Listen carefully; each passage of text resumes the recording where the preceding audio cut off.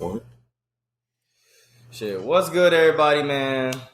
It's been a long time coming, man. I got my boy Burberry Kerry in the building, man. Burberry Kerry in the building. Welcome to the Legends Den. To be out this junk, man. Welcome to the Legends Den, y'all. This is something new that it's definitely not gonna be something that mostly I'm doing by myself. I'm definitely gonna have brothers like my boy Kerry, some of my boys from the Hunt Around the Draggers, some of my group chats and Second Take, et cetera, et cetera. It's definitely something we've been talking about since college, like literally since I met this man. Forever in the day, yeah.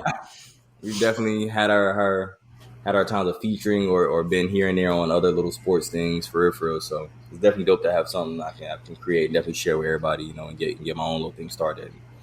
Like I said on the IG post, man, we bringing the world back. We bringing the world together with this one, man. For sure. I want to steal that quote from my man Curry, man. He let me down the Brooklyn Nets let me down, but I mean, Brian, let's be real, bro. Everybody hating on, man. It was injury, bro. It was injury. You know what I'm saying? No, they would have beat Brooklyn. If I could have looked back, bro, and replaced somebody, if I could have replaced Harden with Kyrie not getting hurt, I would have took Brooklyn still. Yeah. Because, yeah, if he could have just, I think I said this before, like, if I was Steve Nash, like, just in hindsight looking back, I would have had him active. And, like, just in case for that moment, literally, like, hypothetically, like, if they knew, you know what I'm saying, Nash was a guru or something had a crystal ball and he could see that happening, and you could put Kyrie on the floor for 5 seconds, I'll take 5 seconds of a bad ankle Kyrie for the game winner.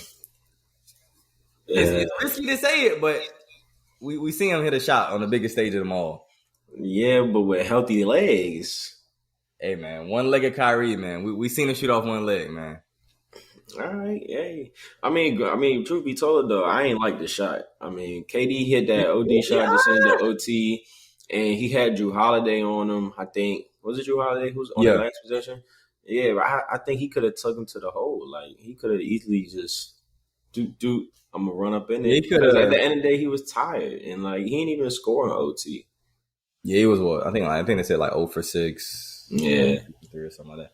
Yeah, I mean, I think if he wasn't as gassed, or I think like people have been saying like if they could have got a timeout, Nash should probably call a timeout, let KD get just one last heat. I think at that point, but I think Nash was kind of just like.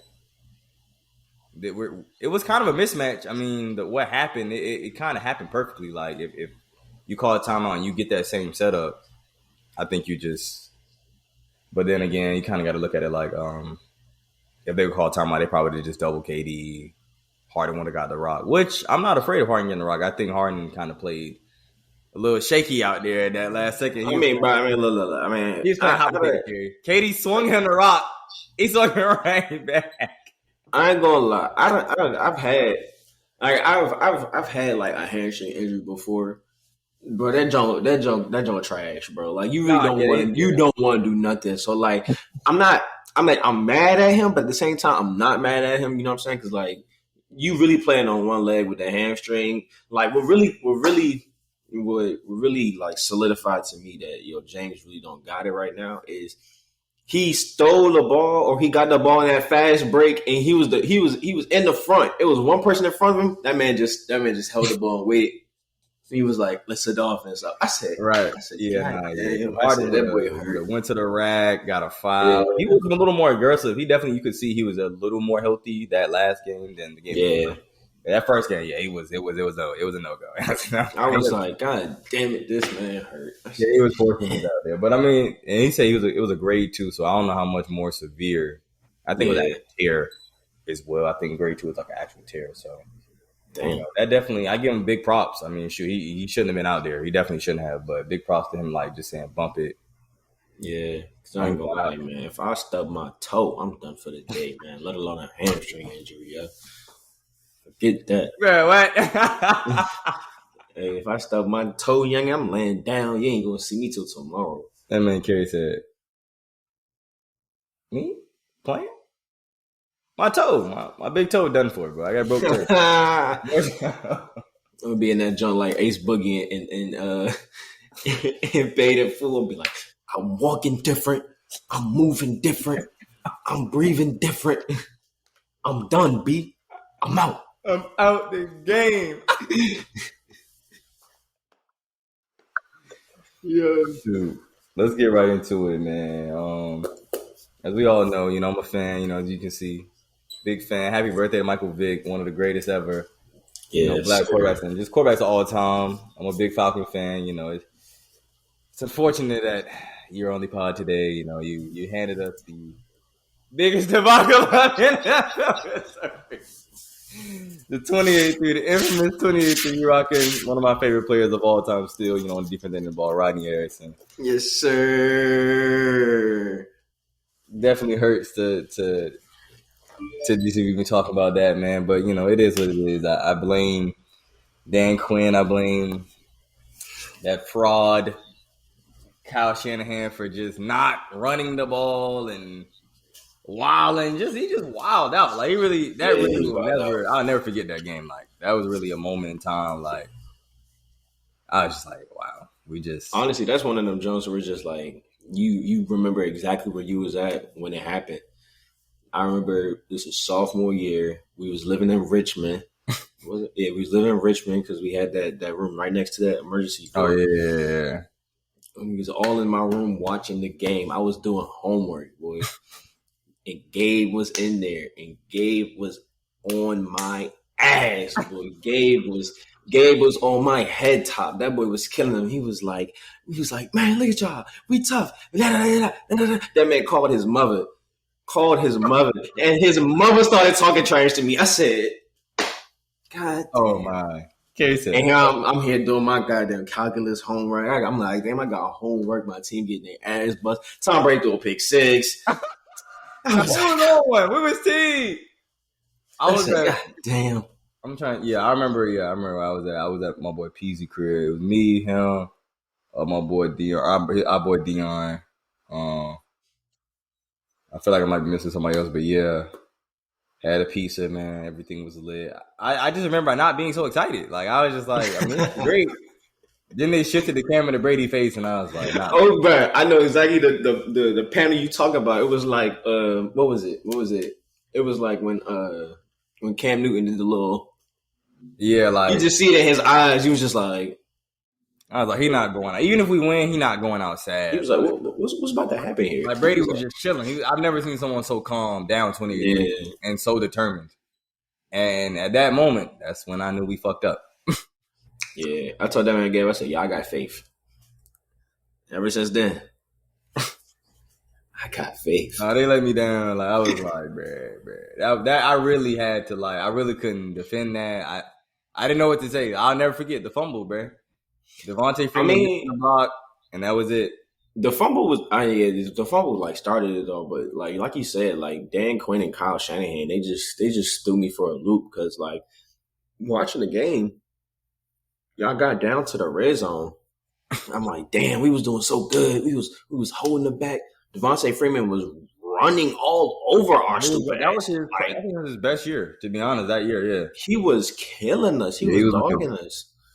Yeah, I got to the red zone and I seen him line up in shotgun. I was like, all right. And then sack. And then I see him line up in shotgun again. I was like, all right. Holding. I was like, yo, what the fuck? I see him line up again. Sack. I say, yo, all right, hold on. Why they keep throwing the ball? I was like, well, what's going on? Bro, we handed the ball to little bro, man. We handed the sticks to little bro. And that was it. Yeah. It was like the veteran Madden player was there for the first half. Then he gets a little ruffled. You gotta go to the door, go to the grocery store. Yeah. Family. So you're like, little bro, play for me. Just hold it down. All you gotta do is stick to what I'm doing. You come back. Little bro got tears in his eyes. Little bro got tears in his eyes. You looking like, what happened? And you like, bro, like, I left you the playbook. All you had, you watched me play the game. It won't like you won't right there. Right. Oh, you watched me play the game. Why didn't you just run the rock? And then bro. I don't know, man. That'll be one that sticks with me as a fan of sports in general. I kind of wish I wasn't a Falcon fan in that moment. If I would have just been a a prisoner moment and just watched it as I've watched so many other Super Bowls since we would never been in one outside of that joint.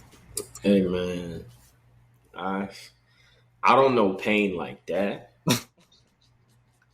But I've been a Wizards fan my whole life, so I know a little bit of pain. I know a little bit of pain. But it just ain't never been that. I mean, I mean, the Boston series, Kelly Olynyk. Kevin Love. He went Kevin Love. He went Kevin Love, bro. He went Kevin Love, bro. He went Kevin Love for real. Yeah, that whole series. Jay Crowder went big sniper mode, IT. You know, I'm like, his sister, you know, God rest her soul. Yeah, like I was like, I can't even be mad that he just gave us a 50 piece in the playoffs because he playing for his sister. Like, how am I supposed to be mad? How am I supposed to be mad? It's like, you know, you're gonna be motivated, you're gonna be inspired, you're gonna play the best basketball of your life, man. Mm-hmm.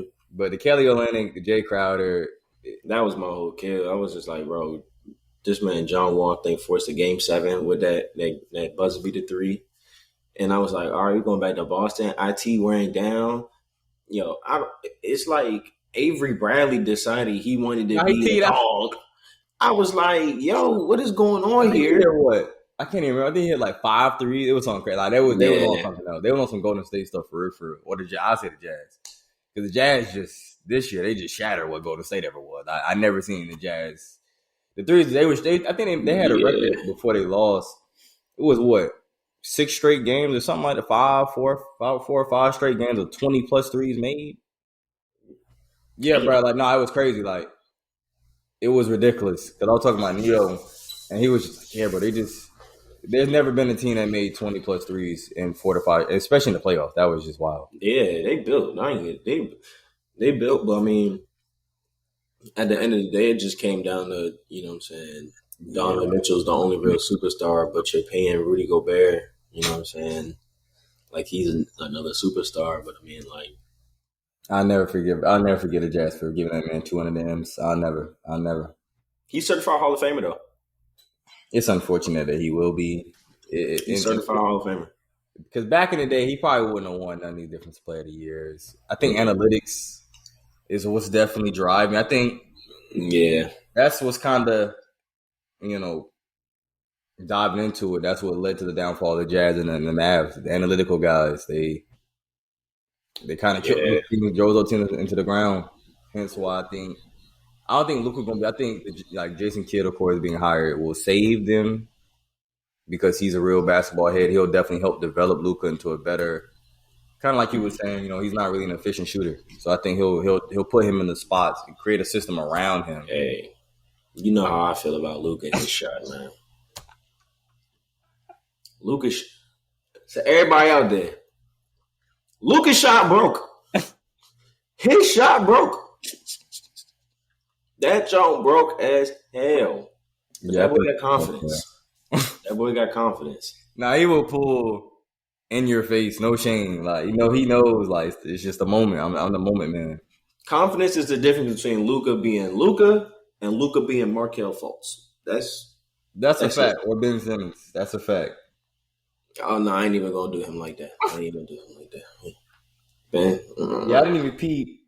Let me see. Regular season, he shot this past season he had his best, but I mean, still not OD. He had 35%, 3-point percentage, yeah. But last year, did he shoot like 28 or something like that? Yeah, it was 32. And the year before that, it was 33.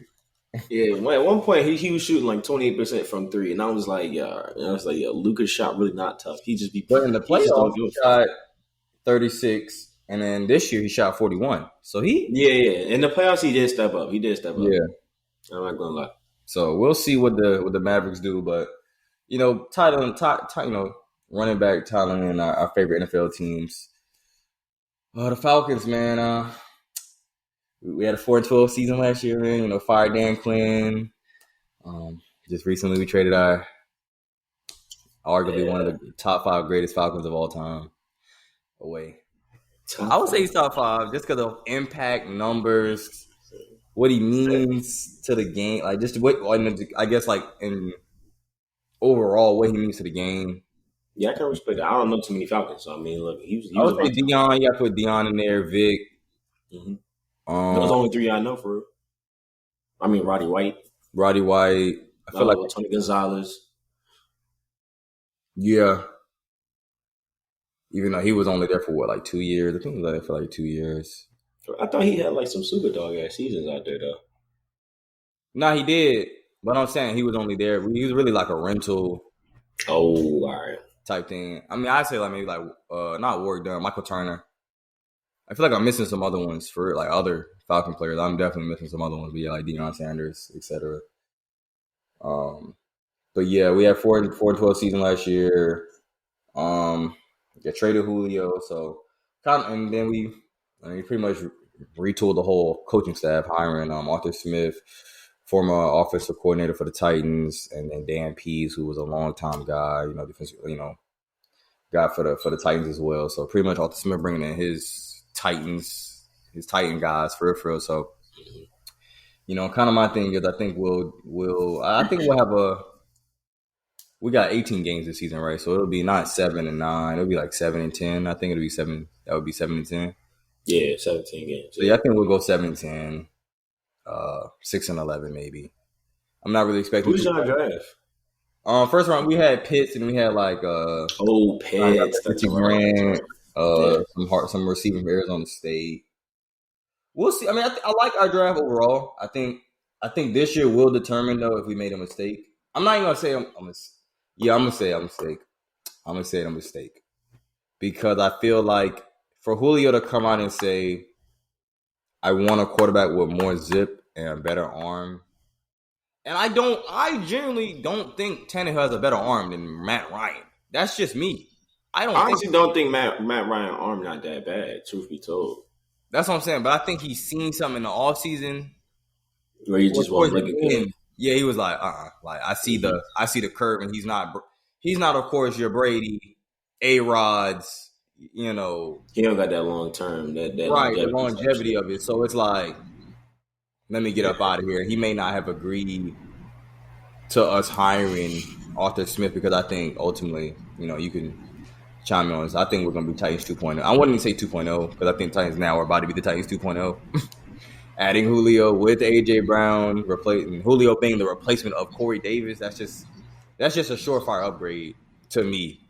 I still don't understand why the Titans of all people did it, I don't understand why at all Julio's happy with going to the Titans. Because I mean, yeah, is he going there? What does he expect? AJ Brown had 100 targets.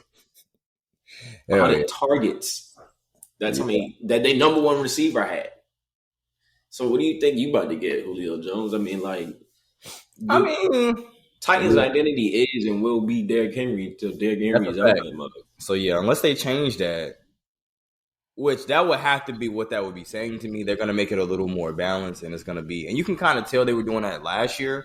Mm-hmm. They were throwing the ball more, going more to Jonnu Smith, AJ Brown, and Corey Davis. They was getting that play action a whole lot better, right? So I think that's what they're kind of gonna go the route we went when we went to Super Bowl. I think that's what they're trying to emulate, and we're gonna emulate them and bring in Mike Davis and maybe yeah.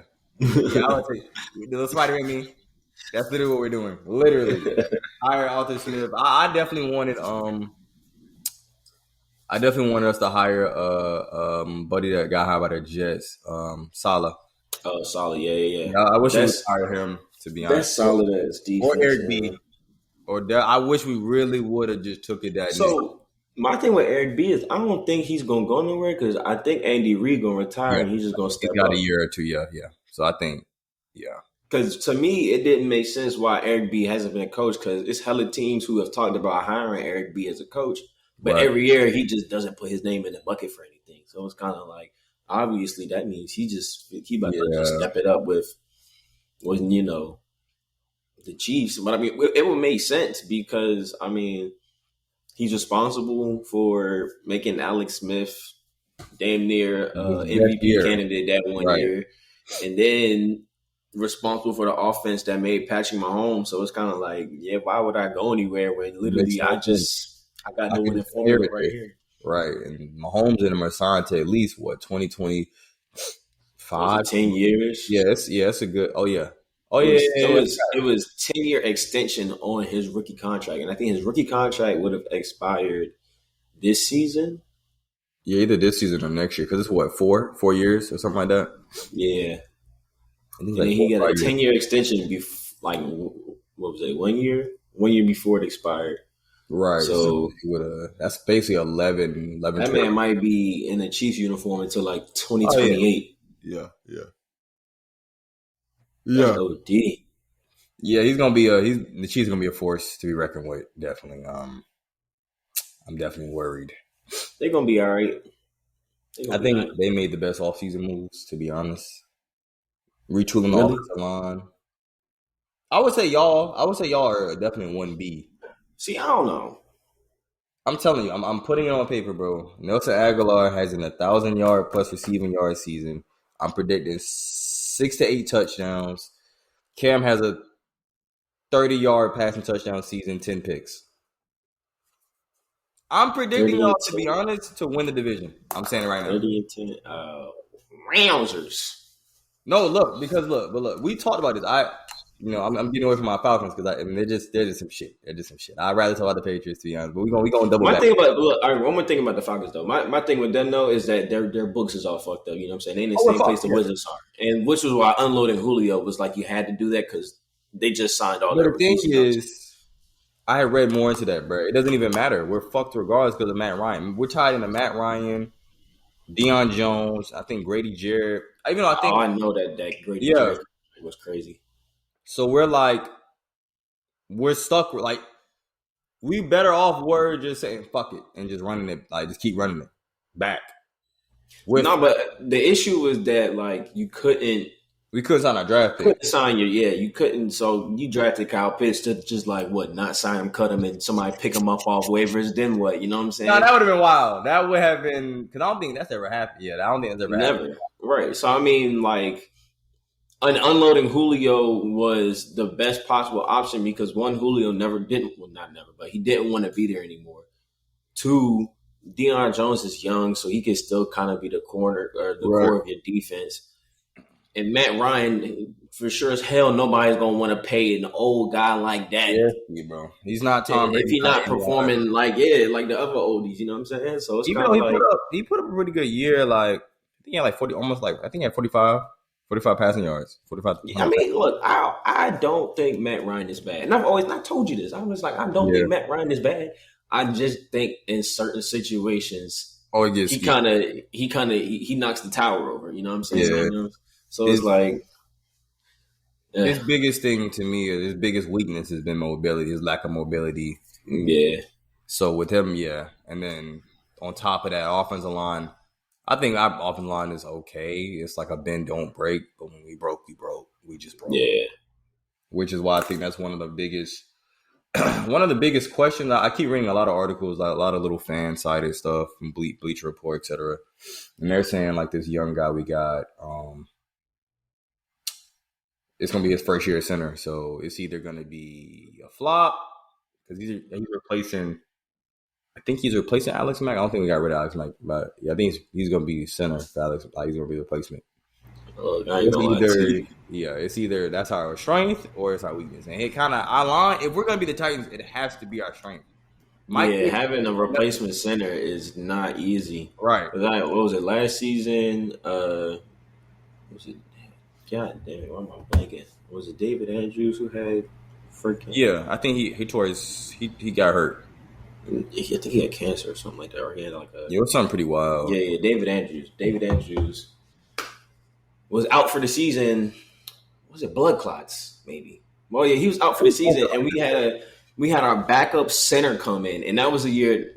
Tom Brady was like, "All right, I'm sick of this shit." You're like, "No, you're not about to." We went to the damn playoffs against the Titans, and the Titans got us bad, and Tom was like, "All right, I'm out." And that nigga he was fed up, you know what I'm saying? So having a replacement center really does hurt, because that chemistry between them and the QB kind of makes the whole thing flow.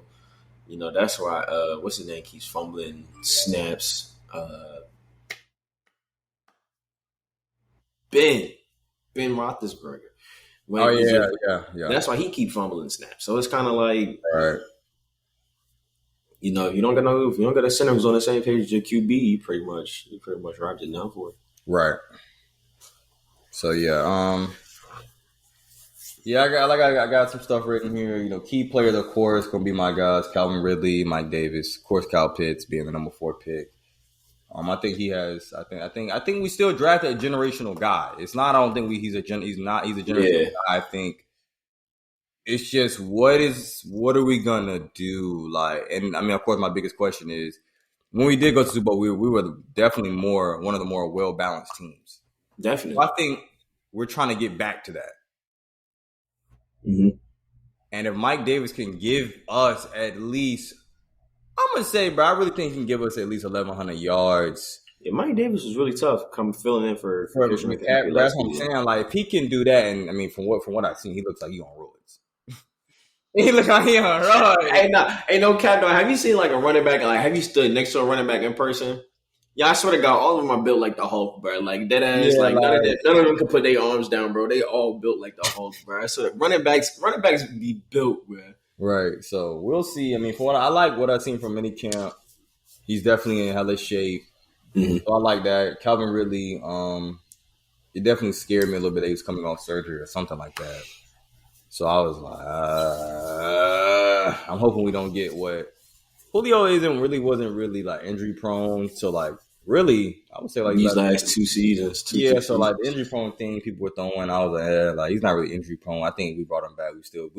I feel like we had Julio. With Julio, we would have been a top 3. Because last year, we actually had the number 5 ranked passing offense. I didn't even know that.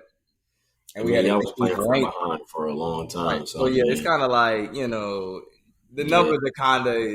They skewed. Yeah, they skewed. They skewed. Kind of like when Kyler Murray had that one, I think it was not this past year, but the year before that, before they got D-Hop, you was kind of like, you would be like, okay, 5. But it's like, they were coming from a high mode, so that was definitely our thing.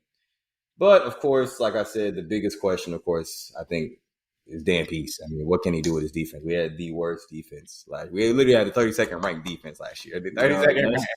When y'all drafted Kyle Pitts, I was like, no, bro. But it's like, bro, and that's my thing with it. It's like, I really feel like, I'm not going to say we made a mistake trading to the Titans, but I feel like if it was y'all, because of course y'all were really the main team linked to us for real. We're actually draft capital. I feel like if y'all were the team that offered us that first round pick, I would have took it. I would have said, fuck it.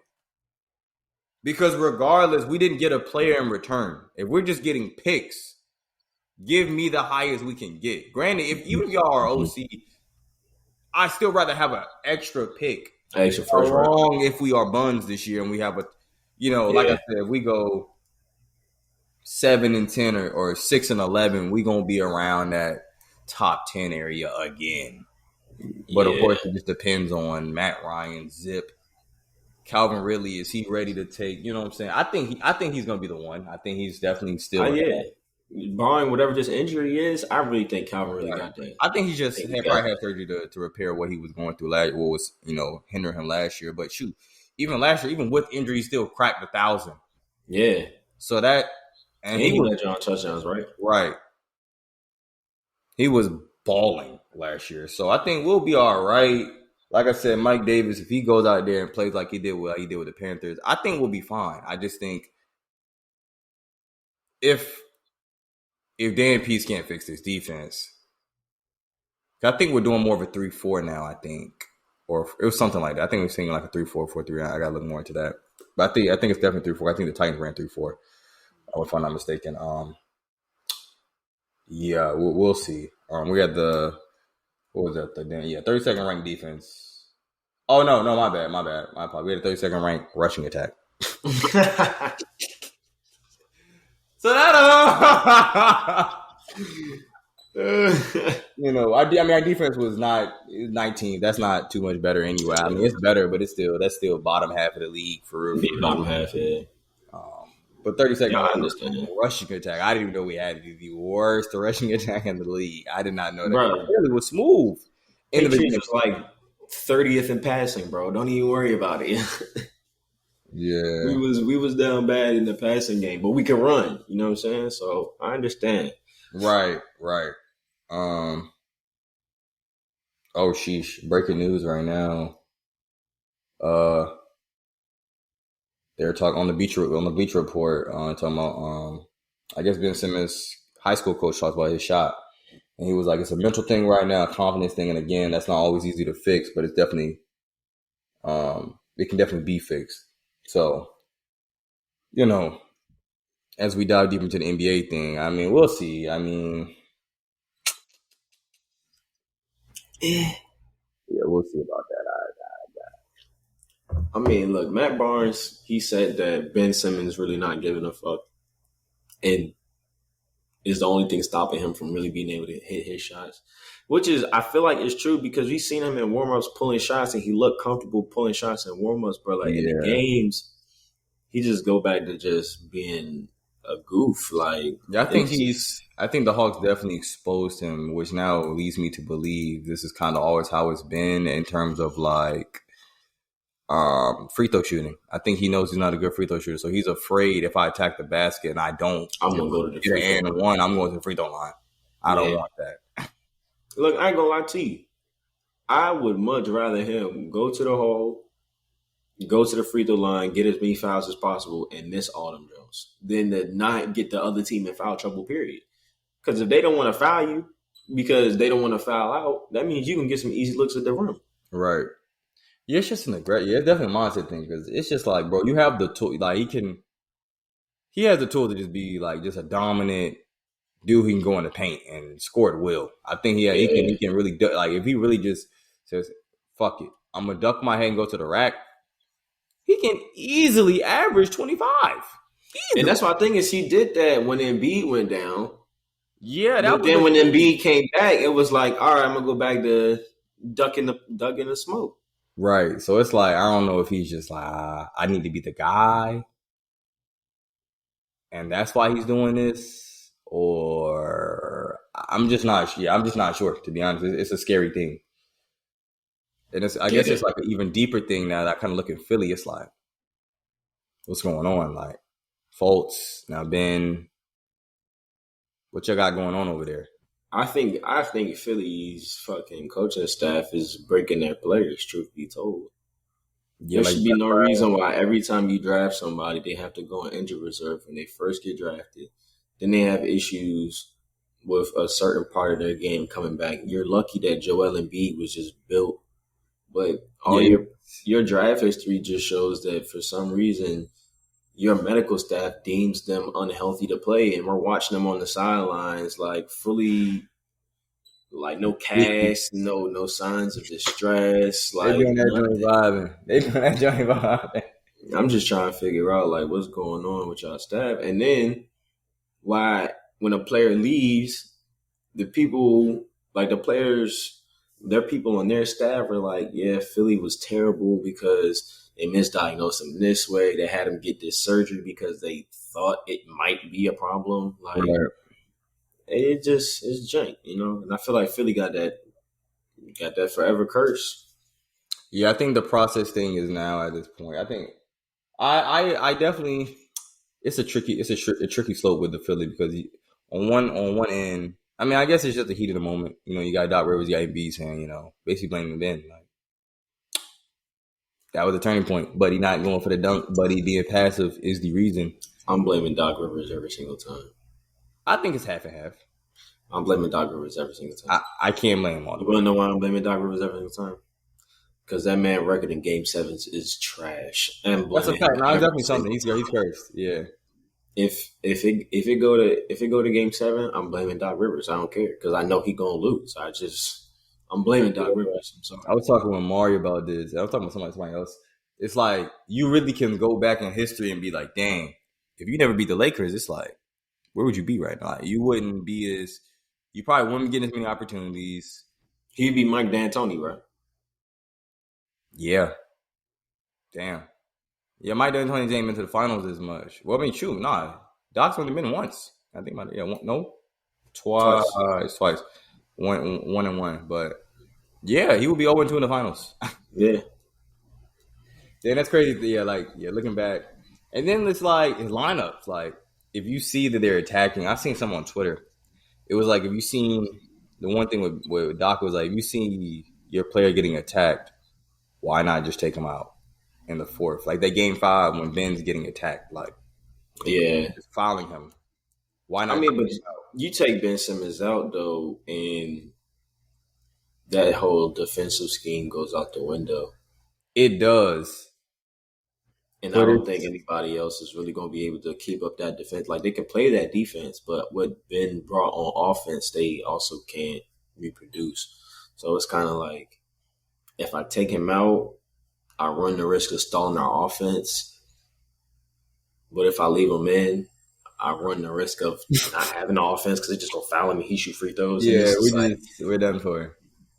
Yeah. And then you just look back. Yeah, I get okay. I mean, I would say more Doc. I say 80% Doc, 20% Dan. And at that point, you kind of just like, all right, well, Ben is our star. We just gotta trust him and hopefully. Yeah, we just gotta rock. We gotta rock. Because I think the Danny Green injury hurt him as well. That's another guy you could have out there defensively, and then they can always space the floor. I mean, he's definitely. I think he had a greatly improved actual season. Actually, 3-point shooting wise, I think something like that, like 45% or something like that. That's pretty good. 40%, in that 40% range. So, from when he was with the Lakers for the championship joint, he was just I don't know what was going on with Danny Green. Honestly, I don't know what was going on. It might have been the pressure. I'm not gonna. I don't know. Danny Green is usually a playoff killer. You know what I'm saying? Yeah, like I don't know what was going on last season, but hey, that's like even in Toronto.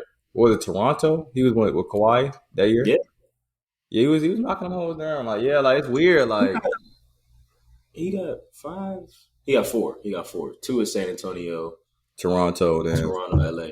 Okay. Yeah, it's kind of crazy to think about him. Quinn got what? Quinn Cook got 4. Has he been there every time? Go to State 3. No, he wasn't there for the first one. He was there for both the KD jumps, and then last year for LA. It's kind of crazy. I do believe so. It's something like that, yeah. That's kind of crazy though to think about.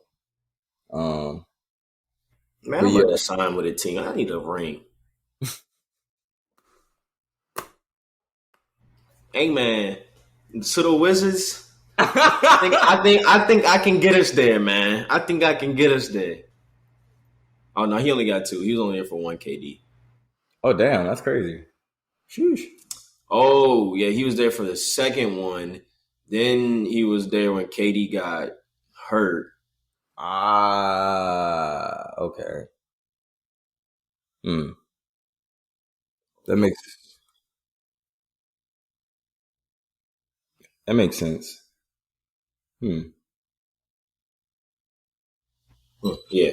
Shoot, hey, he's still a champion. Yeah, you got more rings than me. Shit. Yeah, I'm ringless. You got more rings than my organization, so yeah. Man. Hey. So I guess overall though, I don't know. So I mean, Wizards is going through it. Patriots is going through it, but I still think we're going 17-0. You heard it here first. The Wizards, though, you know what I'm saying? We got a new coach coming in eventually. Who would you like y'all to hire? I mean, I was about to go on my Orlando Mac. You know, we both went to coaching chain. We fired our. I think we need to. I mean, even know. Yeah, we let him go because, bruh, it's just kind of it's kind of one of those things. Like, I think Boston realized. I think a lot of teams realized just this old voice. I think we kind of had a more similar situation towards New Orleans. An older coach and younger players don't really click because of the philosophies are just different. Yeah. And just kind of where they are. They're going to understand you, but it's like your way of maybe coaching them isn't. You need more of a player coach. Yeah. And a more, it was that's what it seems like the world is. I mean, the league is going towards because, Chauncey Billups, Jason Kidd. But Jason Kidd has always been a good head coach. I never understood why people hated him, or why he could never keep a job because he was good in Brooklyn. He was good in Milwaukee. He developed Giannis. He turned Giannis into a real MVP. I really didn't understand what people's issue was with Jason. I mean, I guess there was that whole personal scandal, but outside of that, basketball related stuff, he was cooking the world. So it's kind of like, what is y'all real issue? Right. I'd rather take a developmental coach. Maybe it could be a personnel thing. Yeah, I think yeah, if you double back, give Jason Kidd, in my opinion, I think you give Jason Kidd, Drew Holiday, Chris Middleton. You give them that roster they assemble right now. Yeah, the league would be. Yeah, he a champ. He's gonna be a champ. They would be. Giannis would be. I mean, I still think we'll see. We'll see. I mean, it's probably Jacory's prediction is Suns of Milwaukee. I mean, unfortunately, that's kind of where it's looking because I mean, we'll see what I think the Hawks will bounce back. I think every series, kind of like with Brooklyn and Milwaukee, as you've seen, every both teams had that one game where they just blew niggas out the water. So we'll see if Atlanta can respond because last night was just a debacle. That was just disgusting. Trey's got to they got to slow down, bro. Trey got to relax, like. But he talked about that. He was like, yeah, I just got to chill with the turnovers and. Because he did that in the Philly series, actually. It was one game. Yeah, that's what I'm saying. Game 2 was really bad for them in Philly. And I was like, all right, don't even worry about it. You're the away team. If you lose one in Milwaukee, you lose one in Philly, you're on pace. You actually ahead of pace because you stole one. You stole the first game. I would say that's why it was important for them to still game 1. That was big. Yeah. That was big. Because now you kind of control your fate in a sense. Now we got 5 games. You guarantee in 5 games, right? Essentially. And so, look, that's fine because people wasn't expecting you to go for it. You know what I'm saying? True. Let alone even be here. Anything that's going to be Philly. I thought they had a good chance just because matchup-wise. They matched up very well with Philly, as well as, of course, the Ben Simmons factor. If him just not shoot the rock. He's a defensive. They're going to do Giannis like that probably. They got to. Giannis is better from the free throw line, but I think if anything, Giannis might be the one who you probably end up doing it to. Yeah. But I think with Milwaukee, the key really these last 2 games hasn't even really been their main like guys, but their role players have really been stepping up. Like Bobby Portis has been a hoop. Yeah. Bobby Portis. That's another thing, bro. Budenholzer definitely could have got Brooklyn up out of there low key in 6 if he played. Like the games they won, Bobby played minutes. Facts. Like impactful minutes. Like going back, I looked literally the game they had won. Bobby was in, or when they had that meltdown, when they had let Brooklyn come back, Bobby was in the first half and was hooping. Bud took him out and never came put him back in the game. They lost the game. I think that's gonna if Milwaukee doesn't win the ring, I think Bud will be the reason. Probably possibly Giannis a little bit. The lack of Giannis's post game and he's gotten better actually. I'm not gonna lie to you. Like Milwaukee is definitely looking like I think the clear favorite to win the finals right now. And with Giannis performing in the playoffs, you know what I'm saying? Like we expect him to.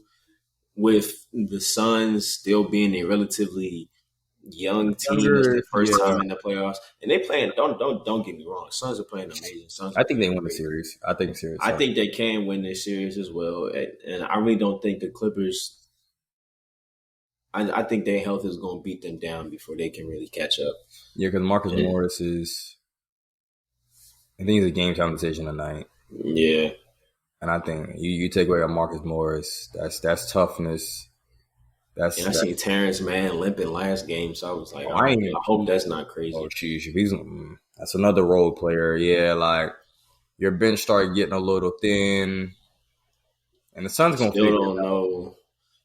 Like Paul George has been playing up, but like I don't see that. As soon as you start thinking he's playing up, like it's like somebody just pulls the floor from under him, and back in the pandemic, Pete, and it's kind of like what the hell is going on? So I really don't have confidence in the Clippers. Although I think when they play their max potential, I think they're unbeatable. But I just don't have faith that they will ever do that consistently to win the finals. I think the Suns they just look crazy. When they hitting, Suns look crazy. They look crazy. I think it'll be key thing. CP3 first game back. I mean, he couldn't really hit. He was starting to heat up a little bit. I think in like the third quarter, he started getting in that rhythm. But D-Book, I think the match was bothering. But I think the second game is always usually better, honestly. Relatively superstars or just any players in general. That's why I'm not really harping too much on D-Book because it's like you got your face. You just kind of have to adjust having something there, and it's just on like your face, hella uncomfortable. It's hella uncomfortable, probably. And that was like with CP3, like what they got done with their last series in 4. Then they rested for 10 days. And then he got with the COVID. I was just I just I was like, for 10 days, you inactive. You not about to come out here in your first conference finals game and just dog out. Like, your body got to heat up. Your body has to heat up to game time. And he's 36. You know what I'm saying? Right. He's 36. Right. Your body gonna have to heat up to game time speed. And so, I mean, I definitely was still expecting him to come in and dog, but that was unreasonable of me. Not gonna lie to you. But yeah. I mean, I was there with you. I wasn't expecting freaking what he did. Like they were like 0 for 12. Yeah, it was something disgusting. Like, yeah, it was bad. I wasn't like, even with D Book, like, yeah, I'm comfortable, but dang, like, it's like sheesh. But I guess, yeah, back to the Patriots real fast. My prediction on why I think y'all win the AFC East, and this is kind of where I've been telling people, bro. The key things are your whole team's healthy now. You have a better receiving core. A full off season Cam. You know, it was definitely one video I was looking at Cam and I was like, hey, it ain't looking too good. He definitely had one day he definitely had a really bad day. So I follow this page on IG and this guy, he goes to like all the camps and stuff and he posts like notes and stuff. One day Cam was looking down. Yeah, I think that was the one that went. I'm surprised it didn't go as viral as it did, but yeah, it was just a bad day. Yeah, they were showing. I think Mac and him did the same joint, and Cam just, I think, was throwing picks, and he overthrew Buddy. Yeah. Mac came in there and just was diamond, so we'll see. What you think about Mac Jones? How, do you think Cam will play the full? I think Cam will play the full season because I think Bill really fucks with Cam's mindset and like what he brings to the table. And unless he actually either gets hurt or he forces his hand to bring in Mac, yeah, Cam is your guy. I think you go with the Buccaneers guy, yeah.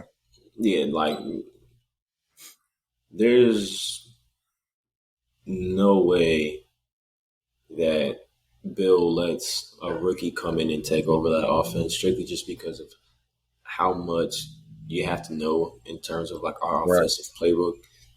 And everyone says this, whether you're on offense or defense, coming to the Patriots is all about really studying what you're going to do and what the game plan is going to be. It's not like we just going to come in, show up, and we're going to ball out because we had skill. Like, no, everything's preparation, everything's game plan. Like, there's things you have to learn and it's hard. You have to put in that work. Right. And only one off season, that ain't gonna be isn't going to do it. You know what I'm saying? So I definitely think the game plan was always going to be to have Cam come in and be the starting quarterback. But the main thing that we needed Mac Jones to do was prove that he was going to be number 2. Because what we always do is, because they did the same thing with Tom. We get a quarterback, he goes to the bottom of the depth chart. You know what I'm saying? And then you work your way to the top through mini camp and OTAs and stuff like that. It shows you can be the number 2. And once you prove that you can be the number 2, we'll let you be the number 2 until number 1 screws up and we need you to step in. But or until one gets hurt. Because honestly, I think if Cam has a bad season, he finishes the whole season.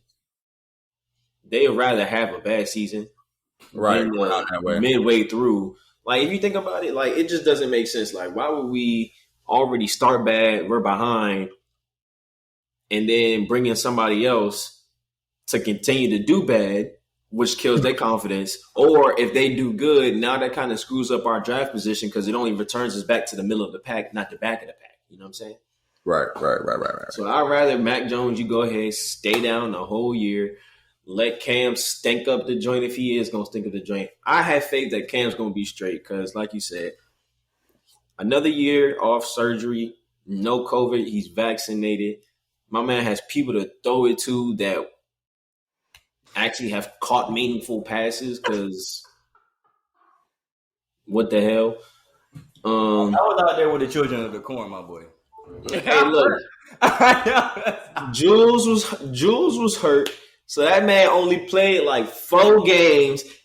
Jules when Julian Edelman was healthy, he had the best game of his career with Cam Newton. The game we lost against Seattle, that was Julian Edelman's best game of his career, statistically, right? This man gets hurt and Cam gets COVID. All of a sudden, Julian Edelman's like, I'm done for the season. I'm retired. Can't do it. No, there's too many things running against us. Yeah, now Cam is throwing the ex-NC State quarterback, Jacoby Myers. Hey, don't get me wrong. I fuck with Jacoby Myers very heavily. I really hope he makes this roster because he is. I would be shocked if he didn't. To be honest, like I would be too. Like out of due diligence, he kind of got him because he was really holding it down last year. Like he was balling. Only thing is he didn't have any receiving touchdowns. I think he had like 800 yards, but he had passing touchdown.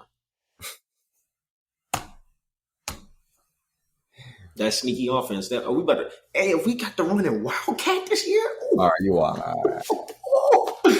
Hey, yo, we ran that Wildcat. We be OD. Line Cam up at tight end. Y'all still got James White, right? James White and we got James White for one more year, but Rex Burkhead is gone, which hurt me. That hurt me so much. Yeah, he always finds himself on a team. He always produces. Like he's always. Yeah, I think he's so much about that guy. For real? Ew. Yeah, I think so. He's going to hell. It was somebody where I was just like, bro, why would you leave? Let me see. I'm about to look at. Oh yeah, it's over. Yeah, he's about to die there.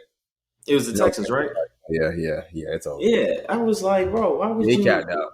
What are you doing? Yeah, but I mean, it was probably a money situation because I think Damian Harris is really showing promise because the first 2 years on our roster was injury. Yeah, right. Yeah, he was good. He was the first Patriots running back to have 100 yards in a game since LeGarrette Blount was on our roster. Right. So, in the regular season, let me say that because some definitely had that OD playoffs. Shout out to Sony. And let me say another thing.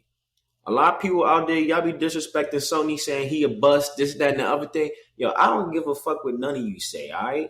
That man had a great playoffs. If he was out the league tomorrow, he's not a bust because without him, we don't win that Super Bowl. Period, point blank. That's a fact. He was the only one to score a touchdown in that Super Bowl. Gave 100 yards every single game leading up to that, like through each game. That's not a bust. I don't care. Same thing. We had Malcolm Mitchell, my man, rookie, the youngin who chopped it up at OT for the 28-3 game. Oh yeah. Injured his legs. You know what I'm saying? He after rookie year, he never played, but he not a bust because he won us that goddamn chip. That's not a bust. I don't give a damn. Yeah, I think a healthy Patriots, bro. Y'all always been a top tier defense. Y'all get everybody back. Yeah, defense on top of adding other pieces. Like I said, bro, adding. And then offense, bro, like y'all had a great, like I said, I feel like y'all had outside the Chiefs, I think, y'all, to me personally, I think y'all had a 1B-ish offseason. You got two great tight ends. And John, we're going back to that two tight ends, right, which is I'm really happy about. And that'll help Cam, like, that'll just help Cam make easier reads and just like take the pressure off him than having to rather go like deep. Because people don't understand, Cam's never been good with receivers. Like his best receivers or the people who eat the most have been his tight ends. Right. Just because he struggles with deep field accuracy, but in those intermediate passes, all right, so I need a big target who's going to be physical and catch a ball in those short routes where it's congested. It's all feeding tight ends. You know what I'm saying? Tight ends and slot guys. Those are the guys that who he eats off the most. And then he gonna randomly throw that deep ball to Nelson Aguilar down there. You know what I'm saying? 70-yard TD, boom. You know what I'm saying? Like, I'm with that. I'm telling you, bro, man. Nelson gonna have another year, bro. I'm telling you. I think outside of Philly, bro, he balled in Oakland to me relatively in his standards. His balling. His hands are better. I'm not gonna hold you. His hands are better. So it's like they still bad, but they better. Oh yeah, so they still are what they are. But I mean, hey, they're not Ted Ginn hands. They're not Ted Ginn hands. Hey. It's all the Cam Newton haters, man. He gave Ted Ginn his best year ever, man. Amen. Cam has always never really had a receiving core, never really had a superstar. He had, aging Greg Olsen. Steve Smith really only had a year or two out of Steve really before he went to what was that, Baltimore. No, I thought that was when he retired. I thought he retired off the Panthers. No, am I bugging? I think I'm bugging. Am I? I don't know. Hold on. Let me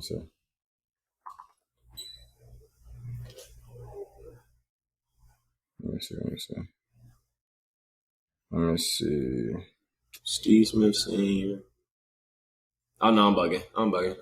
Yeah, I would say the last 3 years was Baltimore because he was on his big payback shit. Yeah. I am bugging. I'm bugging. Yeah, because they made a Super Bowl, what, 2015? 15. Oh, yeah, he was in Baltimore. He didn't even have a good year. Panthers made 2015. He was yeah, he didn't really. He got an okay Steve, I guess. Yeah.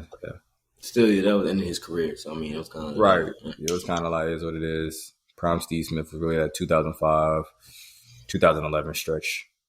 I'd say though 2012. I'm just looking at stats. But yeah, yeah. I guess I'll slide into or we can talk more about our favorite teams, or whatever. But yeah, Orlando Magic. I'm a fan. More so a Braun fan. You know, I'm still in LA kicking it with Braun and AD. Man, you know, just they getting that ain't a Lakers fan. Don't let him fool y'all, man. Wherever Braun go, he go. Don't let him talk. Orlando, don't let him get him upset, man. Hey man. I'm gonna drop a Dano sample on the pod, man. I'm gonna drop the Dano sample as soon as you said that, man. Braun, wherever Braun goes, Sean goes. Dano.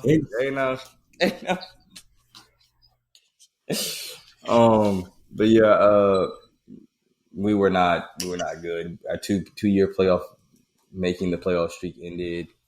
Fire Steve Clifford. We got some young pieces though. We got Cole Anthony. He got big snubbed for the all rookie joint. We got Markelle Fultz. I think people still hating on him, but to me, I think he's gonna be nice, bro. I think he's comfortable there, bro. I think that's why we need a player coach. Yeah, I'm hoping we'll see who we get. To be honest, Rick Carlisle's now gone. Jason Kidd's now gone. I'm itching for Sam Cassell. I really wanted Jason Kidd because we need a defensive player coach, and Jason Kidd plays defense. I would have liked Chauncey Billups. That's gone, but I think we're gonna go after. I really think we have it's a hard pressed chance we get a Kenny Atkinson, the dude who was coaching Brooklyn actually when they were younger. I want to had D'Lo in them. They made the playoffs. I think that would be good. He's proven track record of developing young players and bringing them together and maximizing their potential. To be honest. Penny Hardaway would be a great look. I've seen a lot of Penny Hardaway. You know, him returning to Orlando. Yeah, his name's been in the mill. Because there's been a couple articles, kind of tying. We was possibly hitting up Juwan Howard, but he was like, "No, I'm not leaving Michigan." Yeah, I seen that too, and I was like, "Yeah, like I respect it. Like I respect the bumble, but truth be told, yeah." He holding Michigan down, and I wouldn't. Right. If Michigan throw him that bag, I know for sure he's not going to come. Oh no, the same thing with like NBA coaches, right? I mean NFL coaches, where like it's a bunch of college coaches, they wouldn't move up to the NFL because their college is paying them that fatter bag than the NFL would. Right. No, literally. Yeah, we'll see. I mean, I think we have an interesting job. I think we're a good team. We have, like I said, Fultz, RJ Hampton, Cole Anthony, Wendell Carter. T. Ross the boss, a.k.a. Terrence Ross, man. The boss. Oh. So I think we're going to be good, bro. I think we just need, a player coach. Like you said, that's where the league is going. Like, yeah, teams are getting younger as we, have this G League thing implemented. And then now players, I think the NCAA will eventually bend, regardless, even after them having, being able to, players getting played and stuff. I think eventually they're going to have to.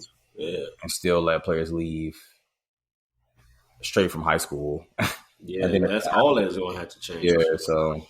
Kids want their money, and they deserve that money because who am I to risk my health for an entire year to make somebody else money and I get nothing from it? Yeah, literally. Even with scholarship money and, of course, under the money table money. Under the table money. Breaking news. New scandal. I was going to say. I think I just seen it. Arizona State football just got in trouble with their athletic director.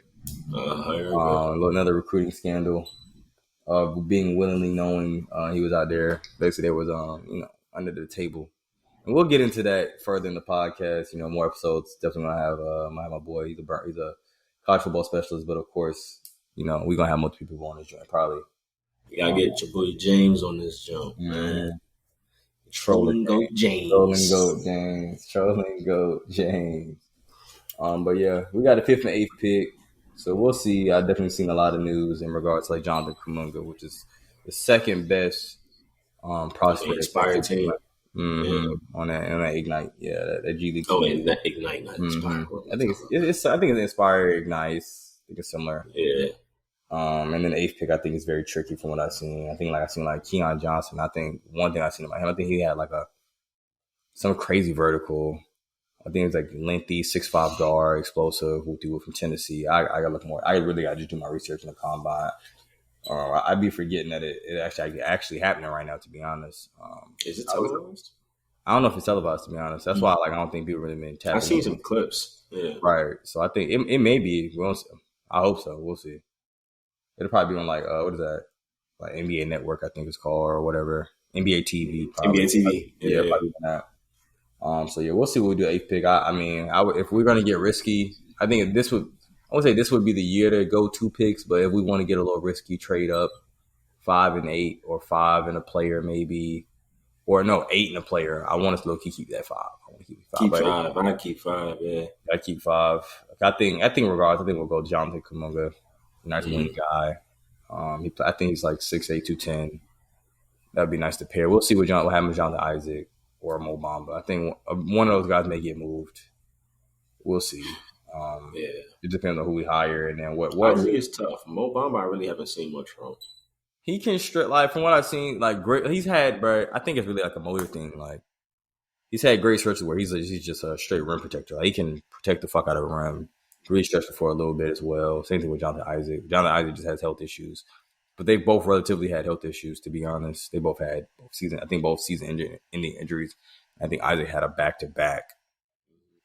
So we'll see where that goes. We'll see. I hope we get rid of Otto Porter, man. You know me, man. Mr. Brinks struck himself. Mr. Vanessa Brinks. Hey, I hate that man. If y'all can get rid of him, I'm happy for you. We're trading him back to Washington. That's my thing. Trading him back to Washington for oodles and noodles of Denny. We'll take Denny off your hands. Y'all not really misusing that man. We'll take the young, maybe K-Po, maybe young K-Po out there, man. What? $33 million against our cap, bro. What? $33 million against our cap, bro. I can't take it, bro. I looked that up, bro. That hurts you, bro. You think I'm gonna let them get him back? What? Chill, bro. We got to get him off I want him off the book. $33 million. He ain't worth $33 million to be putting up 12. You want him off the book? Why do you think I don't want him back on the book? What you mean? You say You wanted it down that hill. Y'all traded for him. I still don't. I was like, bro, we could have I would have took Laurie.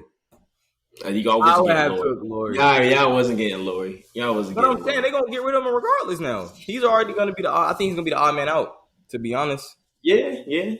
So it's I would have rather us hard press that a little bit. I mean, we got Wendell Carter, so we'll see where that goes. I mean, that's a finesse because I think he's promising. We'll see. I mean, like I said, it really depends on our direction. You just never know with the Magic. We can hit on some picks and some picks we just be like, yeah. We hit on. I think the last time we was in top 5, we drafted Oladipo, which turned out well, but then we traded him. Yeah. Then I think we had either drafted Tobias. I don't even remember. But I know we had Tobias out there. Yeah. And then we traded him. Yeah. Come on, bro. I think that just boils down to your coaching. If you're drafting players who have this talent, obviously I got the eye for drafting them, but it's up to y'all coaching and bringing out of them. It's just if these players have to go somewhere else in order to develop their talents, it's not the players' fault. The coaching strategies on it. You know what I'm saying? I think we just need to have a coach that's going to be there consistently, bro. I think that's the problem. That's going to be the big thing. Yeah, just in the league, I think that's going to be the reason. Sidebar, I think it's the reason Zion's going to leave the Pelicans. 3, I think it's going to be his 4th head coach or his 3rd. It really doesn't matter. I think it's over. And they just don't care about basketball. The owner cares about the Saints and not the basketball. Yeah. It's over. That's pretty freaking sad because they got a team. Yeah, they got it. Right, even AD, you, and it's they're forcing them, they've been forcing the Pelicans in the top draft, I think once they lose Zion, I think it's over. I think the only reason them move that team back this year continue to get picks is because the NBA, it's a narrative thing, Cleveland's biggest narrative thing for me personally is Cleveland finally being nice without LeBron. That would just be a great narrative thing. Like a big, we're better without you, Brian. Even though, I mean, it doesn't matter. I think regardless. Never. I can't foresee anyone bringing them a ring outside of Bron and that team and Kyrie and them. So. But that's the issue with basketball is that they don't have a cap. So, like, these big market teams that have the money to sign these big free agents, they have that unfair advantage where it's just like, well, this owner group over here doesn't got the money to sign you like we do over here. So obviously, and even if you did have the money, it doesn't even matter because what are they gonna? You know, you really gotta think what player is gonna come here. That's kind of why Milwaukee kind of had to sell their soul for Drew Holiday. No one free agency wise was coming to Milwaukee. It was gonna be Middleton. It was kind of like, you gonna pay that for Drew Holiday? Yeah, like I know he good, but they went crazy. Like they gave up hella picks. Yeah, hella picks. They didn't really give up OD players. I mean, Bledsoe for Drew Holiday. That's an upgrade. That's an upgrade. Yeah, that was That's an upgrade. That was a no-brainer. Yeah. So they definitely came up, but if they don't, I really think this is my prediction. If Giannis doesn't win a title this year, I think Bud is gone. I think eventually Giannis will be gone and Milwaukee will be gone again. Because this is your best shot.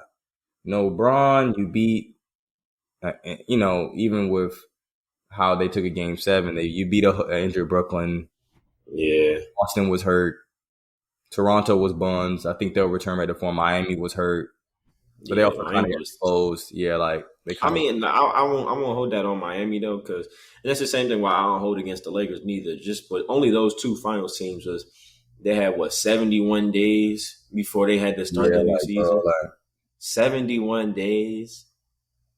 That's crazy. And you really got to chop that up. Like you got to schedule. You know what I'm saying? With them being in that bubble too. Like And with the series went 6 games, and it was a hard fought series. Like it wasn't just no easy wash. Right. Those two teams are gonna be tired. Miami and LA, they're gonna be tired and they're gonna be hurt. And AD, like I know people calling him street clothes because he was injured, and I agree, but at the same time, like he injury prone. Don't expect him to be playing major minutes if he only got a month and a half, 2 months of rest after just finishing an entire, playoffs final series. Like a stop and go series, then the bubble, then they're having to push Like no way. Like there's just no way that you expect. I was like I said, the only reason I picked the Lakers to go back is if they were healthy. That was always going to be their number one thing, is if they could manage. They got hurt at the wrong time, to be honest. Yeah. Like, I think if they would have kind of had the Brooklyn thing happen to them, I think they would have fared better. But it was literally, they were the best team in the West, and I think in the NBA, to be honest.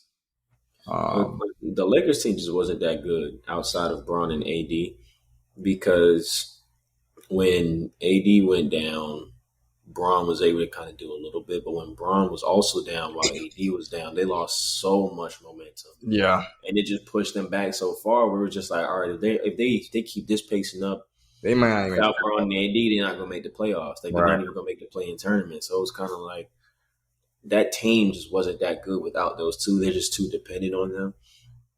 And so that combined with not having that right amount of rest and restoration, like it was just a recipe for disaster. You had to rush them back. Right. I think, then KCP got hurt. And then like right before the playoffs, then Schroeder had COVID. He had COVID protocol. It was literally just like injury, COVID. Like it was just horrible, bro. Like the Lakers definitely couldn't stay healthy at all. So I think that was their biggest demise. And then when you're playing a team like the Suns, who are just hungrier, run and gun. Yeah, there's running and then it's kind of the matchups. I think Vogel definitely probably learned his lesson. Should have played Montrez maybe a little more. I think Montrez still probably would have been unplayable, but I think with Drummond and Harrell, I think that was why Vogel didn't have him out there, because you kind of gotta have Drummond out there. Harrell can at least provide you that offense that Drummond doesn't. Like Andre Drummond just catch that offensive board and dunk it back. Harrell actually got some moves in the post, and you could really run big. Yeah, he can kind of You get can you. run big on them and have mantras. Oh, excuse me. Have Montrezl Harrell at the 4. Right. And y'all can just out rebound the hell out of them and just play perimeter D with the other 3. And Right. Trez can defend a little bit, but Yeah, I would say if Trez when him was throwing out Trez out there at the 5-1-8, and it was ski. chicken. Yeah, it was nothing he could do about that, bro. Chicken. So I think that was Vogel's thinking, like, if I can't throw you the 5 and Drummond's already unplayable, it's like you're basically unplayable because of we're stuck. Yeah. And then I think another flaw, they should have definitely Dennis Schroeder. I don't want to hear shit about him asking for no more money. He can suck a dick. He can truly suck a dick. Man, that's like he want 100. Ever since, bro, you about to get 50. Yeah, bro, you might get $50 million out of me, bro, but he wants. I think he wants. I think with the most we offer him was like $84 million or some shit like that. He turned like a 5-year 80. I'm like, bro, take that, bro. What is going on with you, bro? You getting 5 years 50 if I'm the GM. I'm gonna let you know that now. Yeah, like, bro, you can eat a Frank. Like, to play like that, bro, no, bro.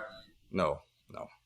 5 years 50. And it was like right before the playoffs. Like, all this. Y'all give him 84 million. Hey, LA, Genie Bus. Hit my line. 84 mil, I'd do better than that. Hit my line. Horrible, bro, to be doing all that. I mean, I think it was more his. Me and my boy Peasy, shout out Peasy, man. He's definitely a bigger Laker fan. He's definitely probably up there with like Mario in terms of like Laker fans.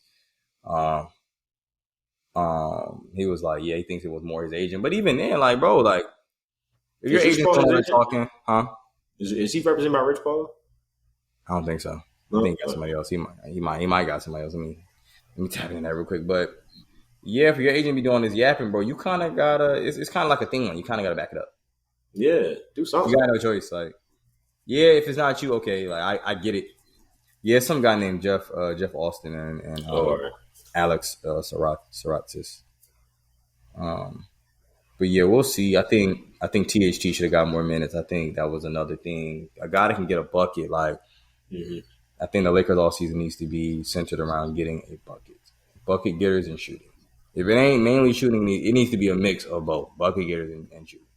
Because I already seen it was like mutual interest of bringing in Drummond back, and I mean, I'm not mad at that.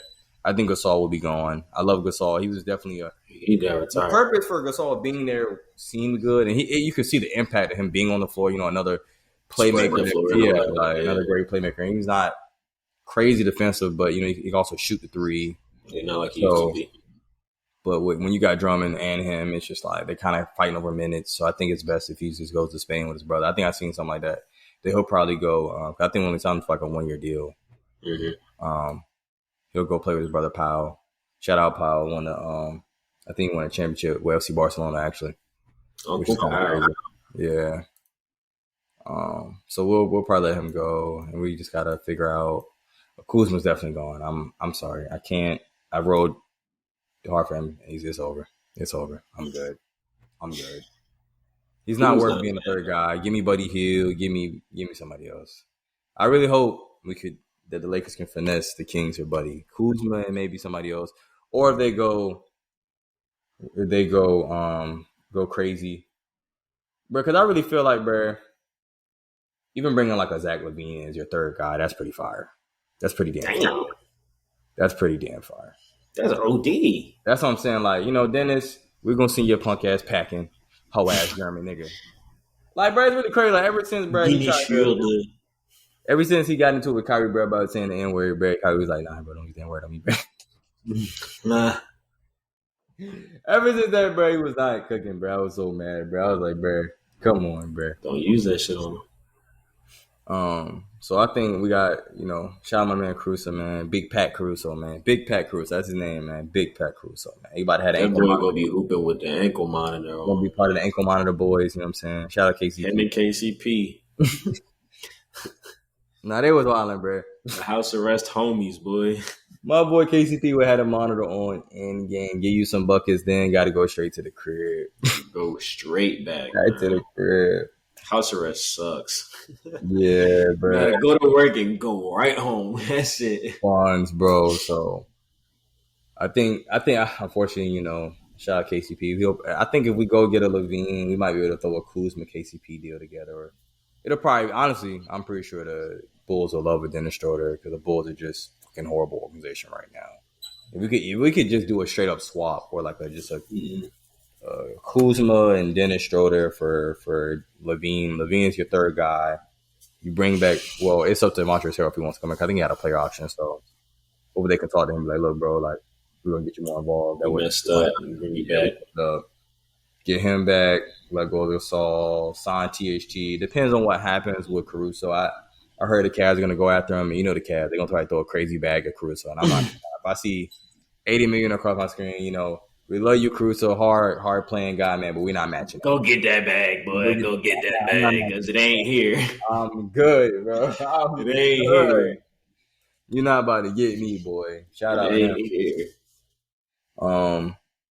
I think THT, whatever's out there, we should match that. I think a lot of kids will go out there. He won't, but I think he's restricted, so it's like, or he might. I think he's either restricted or unrestricted, but we'll see. I think when he gets a bag, it may just be kind of a thing where we're kind of hard cap pressed, depending on what happens to sign him back. But I think we should sign him back. It's just his potential and just seeing him through the regular season, bro. He was really it was really a stretch. Like he was just cooking.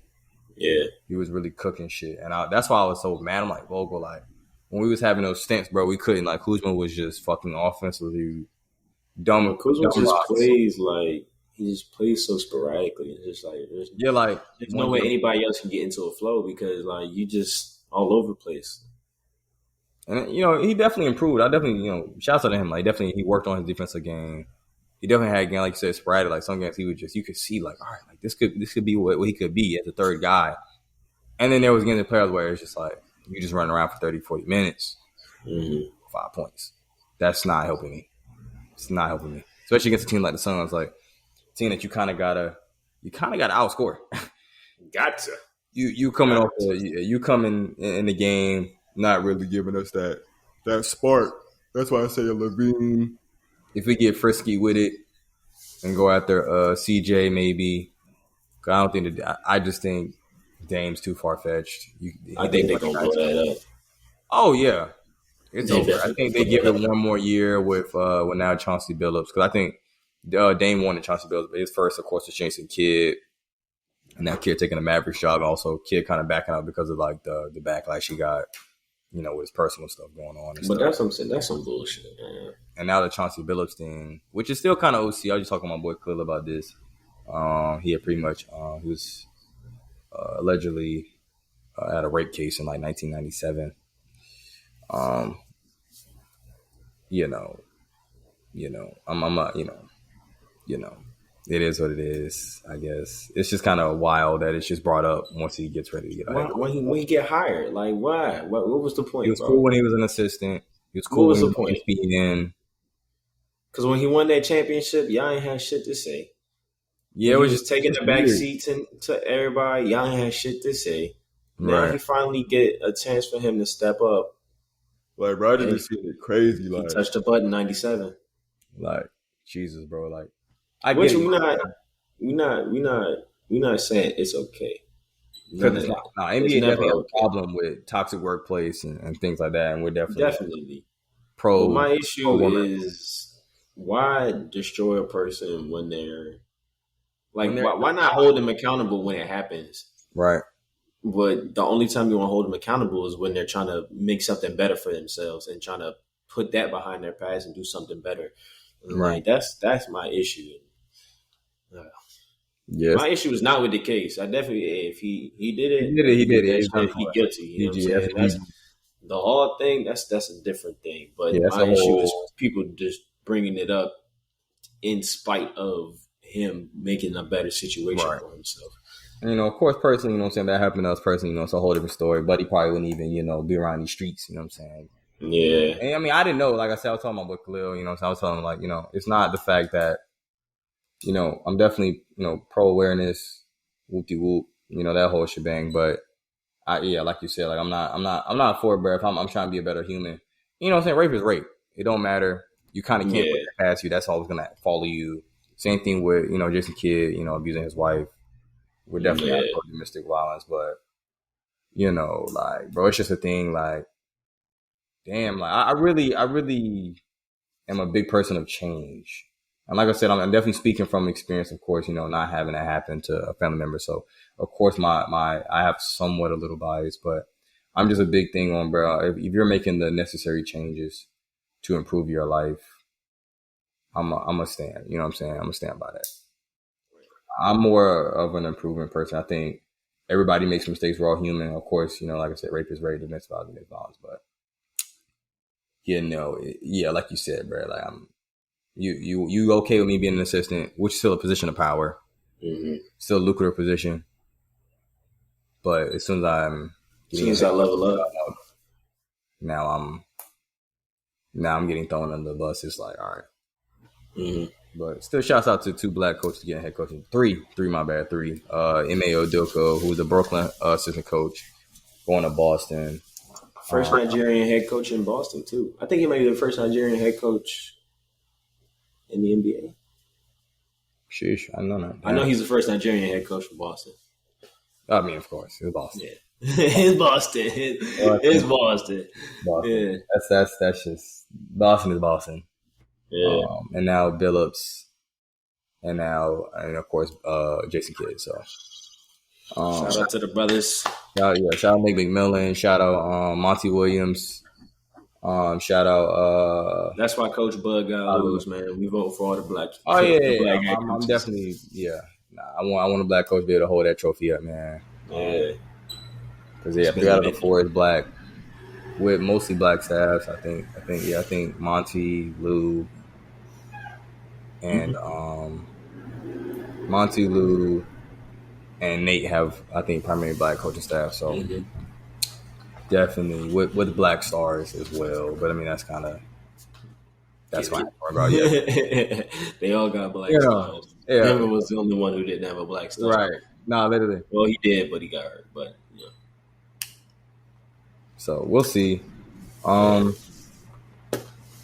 I guess we'll cap it off with big boxing night, man. Gervonta Davis versus I think his name is Barrios. Barrios. You know what I'm saying? Both undefeated guys for the belt. So we'll go off with that, and then I think you said Lomachenko. Lomachenko's fighting. Fights tonight, so I'm gonna definitely be. I've been recently tapping in. You definitely more of the boxing group. My predictions will definitely be just from kind of knowing a little bit about Gervonta Davis. I'm gonna go Gervonta Davis, since that's gonna probably be the biggest fight, I guess, tonight, or most appealing, box office. Of course, 2 undefeated guys going for the big, for the big title, undefeated streaks on the line. So. Yeah, I have a feeling this may go the distance. So I am taking Tank in a unanimous decision. If it's not a knockout, I don't think it'll be split. But if he does knock him out, I think he might knock him out in like the 8th round. Yeah, I was about to ask you too. Like, shoot, it's usually 10 rounds, right?